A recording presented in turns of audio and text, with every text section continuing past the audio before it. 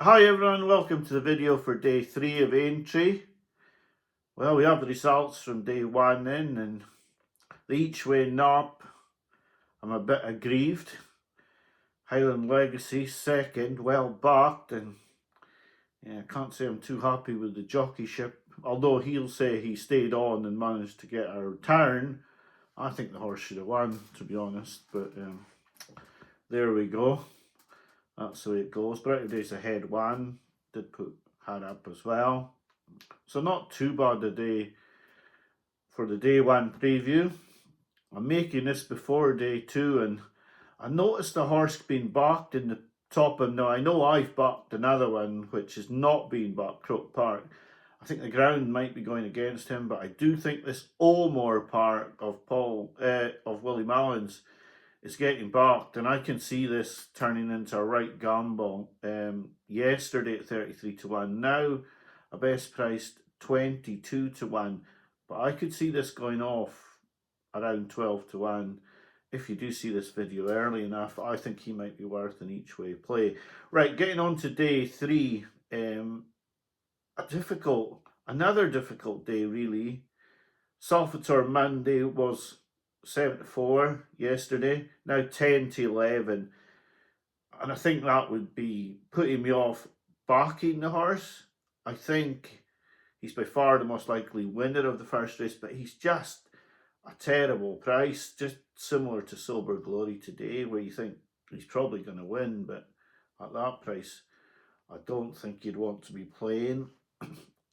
A lot of the horses I like tomorrow are not great prices, but what do I do? Go for horses I don't fancy at bigger prices because I don't want to put the favourites up. In the second race, I like Hold the Serve, but that's not a great price either, only at 11-2. And you know, there is a theme going through the whole video for Saturday is that I fancy shorter priced horses. I just find the Saturday very, very difficult to back in and find value plays rather than horses at lower odds, because I fancy Ballyfad in the third race as well, and he's only 4-1. I just have this feeling about the form of King Roscoe Grey is going to be solid. He's also got form. Well, he beat Leader Dahlia, but that form got absolutely washed away in the sand really last week. Leader Dahlia, I thought was a certainty last Sunday and ran an absolutely abysmal race. And you do get these Willie Mullins horses that drift and then run shocking, and Leader Dahlia was certainly one of them. I thought that horse would go off 1-2. It went off about 11-10, and yeah, ran a shocker. But I do think Ballyfad's got the form to win this. I think he was unlucky going up in trip. I don't think he'd have liked the ground at Cheltenham. Plus, he was one of the ones who got left a long way back at the start. I just think with Elliott's horses running better this week, Ballyfad is the one that I have to be with really in this race. I do like him. He's close to being the nap of the day. Then you've got the Skelton Plot horse in the fourth race, Mr. Hope Street, and well, I haven't got any of the good prices on him, and I'd probably go with Cruise Control, who's around 13-2. He's won this race last year.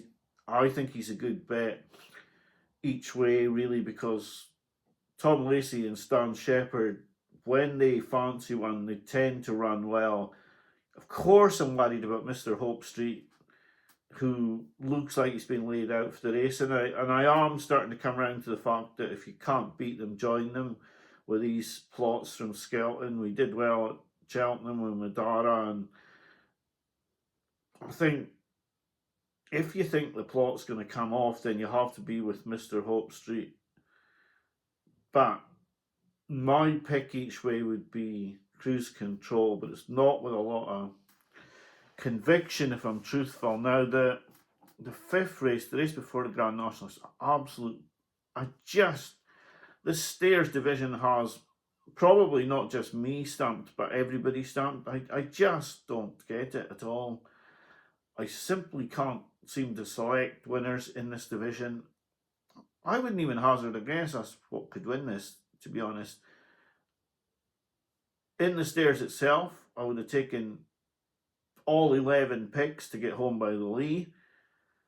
I think the ground being a little bit softer at Aintree is not going to suit him. He could win again. Honesty Policy never looked like winning at Cheltenham for me. I can't back him as a favourite. Air of Entitlement doesn't seem to back up after winning. I'm lost. I'm absolutely lost. In the Grand National, I can make a case out for 15 in the Grand National. And the one I keep coming back to, and I hate myself for it a little bit, but at the same time, is it just staring me in the face? Now, I knew Steve fancied Johnny Who, Smoking Cheltenham fancied Johnny Who, before he put his video up. And at first, I kept thinking, he's a bit of a dog. And then I realised that he'd had the wind up before he won the Ultimate.